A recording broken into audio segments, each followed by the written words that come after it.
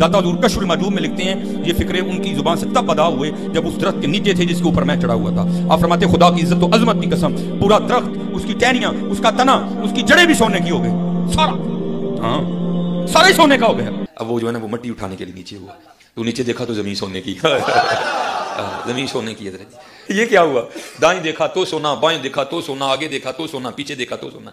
अब बाबा जी ने काम किया था, क्यों नहीं मिट्टी दिया टेमा फड़ान दिया, और कहता हजूर कहां से पकड़ाऊं, मिट्टी है ही नहीं, जहां तक नजर जाती सोना ही सोना है। बाबा जी एक सवाल है बाबा जी, अगर आप हवा में सोना निकाल सकते हैं बाबा जी, तो देश की गरीबी क्यों नहीं मिटा देते बाबा? जवाब बाबा जी, जब आप खुद सोना निकाल सकते हो तो हम लोगों से चंदा क्यों लेते हो बाबा जी? जवाब हरिओम हरिओम हरिओम, ये रॉन्ग नंबर है। अब इंजीनियर मिर्जा मोहम्मद अली को क्या पता बाबा होता क्या है, वो तो उसको तो रदी जो पीछे से पैसे आ रहे हैं ना उसको तो वो नजर आ रहा है, उसको क्या पता बाबा होता क्या है।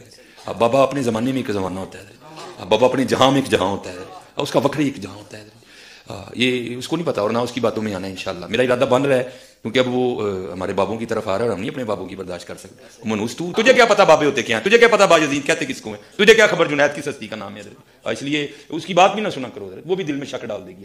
और इंशाल्लाह बस मैं तौफीक मांग रहा हूँ अपने अल्लाह से, बड़ी जल्दी मैंने इंशाल्लाह उसका रास्ता शुरू करना है। ऐसी बकवास कर रहा है अपने कमरे में बैठा, ये क्या हुआ, तेरा कमरा, तेरा कैमरा, तेरे ही लोग, तेरी किताबें, तेरी बातें, किसी ने हमें भी बुला ना, तो इसी तरह लाइव चला ना भाई, तेरी अपनी दुनिया, तेरी अपनी बातें, ये क्या हजरत हुआ।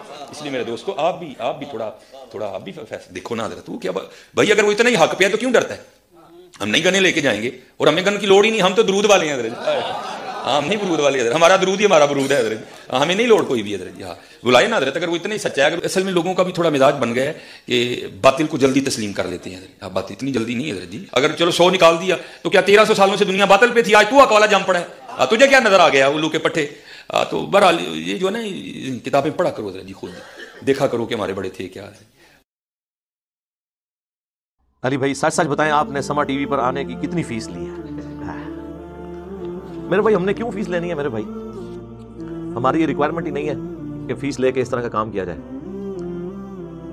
देखिए सूरह हूद के अंदर तो स्पेसिफिकली, बाकी सूरतों के अंदर भी अल्लाह तबारक व तआला ने अंबिया इकराम अलैहिस्सलाम के बारे में यानी इस चीज को बार बार हाईलाइट किया। जितने पैगंबरों का जिक्र आया है ना उसके साथ अल्लाह ताला ने इस बात को रिपीट किया है। हालांकि एक दफा भी अल्लाह ताला का बात कर लेना काफी था, लेकिन हर पैगंबर के साथ ये आयत रिपीट हुई है। पहले 51 नंबर पे आई है सूरह हूद में हजरत हूद अलैहिस्सलाम के लिए, फिर बाद में बाकी पैगंबरों के लिए भी। या कौम ला अस्अलुकुम अलैहि अजरा, ऐ मेरी कौम मैं इस तबलीग के बस तुमसे कोई मुआवजा तलब नहीं करता। इन अजरिया इल्ला अलल्लज़ी फतरनी, मेरा अजर तो नहीं है मगर उस हस्ती के जिम्मा जिसने मुझे पैदा किया है। अफला ताक़िलून, क्या तुम अकल नहीं रखते? यानी अकल से काम लो कि अगर मैं दुनियावी कोई मनफियत नहीं चाह रहा इस दावत व तबलीग के एवज़, अल्लाह का तारुफ करवाने के एवज़, तो समझ लो कि मैं खालिसतन तुम्हारी आखिरत की फिक्र में हूँ। तुम्हारे जितने सरदार हैं, कौम के बड़े हैं, वो तो तुमसे मनफियत चाहते हैं, जबकि पैगंबर ये कहते हैं हम कोई मनफियत नहीं चाहते, ये मनफियत अल्लाह ताला हमें क़यामत के दिन अता फरमाएगा। तो ये अंबिया कराम की सुन्नत है कि आप दावत व तबलीग का काम मुआवजे के बगैर करें। अलबत्ता जब टोटली दीन के हवाले से लोग वक्फ हो जाते हैं, जिस तरह के हमारे महबूब सल्लल्लाहु अलैहि वसल्लम, तो फिर ज़ाहिर काम काज तो छोड़ना पड़ता है।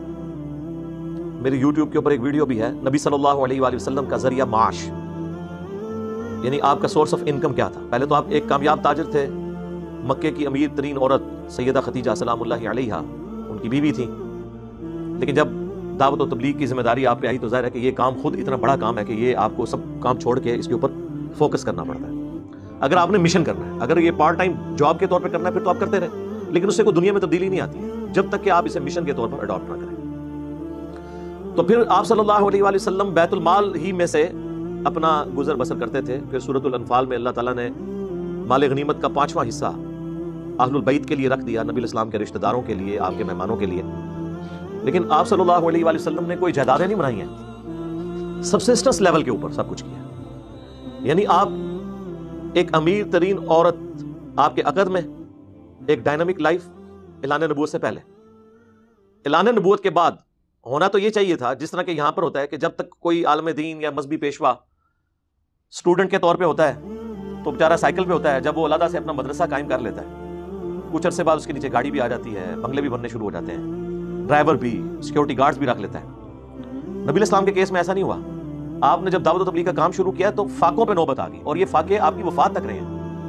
بخاری مسلم دونوں میں حدیث ہے، اللہ کے محبوب صلی اللہ علیہ وآلہ وسلم یہ دعا کیا کرتے تھے، اے اللہ محمد اور آل محمد کو بس اتنا ہی رزق دینا کہ ان کی سانس چلتی رہے، روح اور جسم کا رشتہ برقرار رہے، سبسسٹنس لیول کے اوپر۔ اور بخاری اور مسلم میں آتا ہے کہ ہم عائشہ کہتی ہیں کہ نبی علیہ السلام کی وفات تک ہماری یہ حالت تھی کہ بعض اوقات 1 مہینہ، بعض اوقات 2، بعض اوقات 3 مہینے تک ہمارے گھر میں چولہا نہیں جلتا تھا، کوئی چیز پکانے کے لیے ہوتی نہیں تھی، اور 2 کالی چیزوں پہ، کھجور اور پانی کے اوپر گزارا ہوتا تھا۔ کھجور بھی کوئی پیٹیاں نہیں کھجور کی، 2 کھجوریں صبح 2 شام کو، 1 میٹھا پانی کا پیالہ صبح 1 شام کو۔ ریگستان والے علاقے کے اندر پانی کو لے کے آنا بھی ایک ایشو ہوتا تھا۔ ہم تو جس وقت بھی اٹھیں تو جا کے پانی پی لیتے ہیں فریج سے نکال کے، یا بوتلوں میں سٹور کیا ہوتا ہے۔ اس زمانے میں تو ایسا نہیں ہوتا تھا، مٹکے دور دور سے بھر کے لائے جاتے تھے۔ 1 پانی کا پیالہ بھی صبح کے وقت مل جائے، 1 شام کے وقت، تو یہ غنیمت ہوتا تھا۔ تو اللہ کے محبوب صلی اللہ علیہ وآلہ وسلم اعلان نبوت کے بعد آپ کا جو لیونگ سٹینڈرڈ ہے وہ بالکل سبسسٹنس لیول پہ آ گیا۔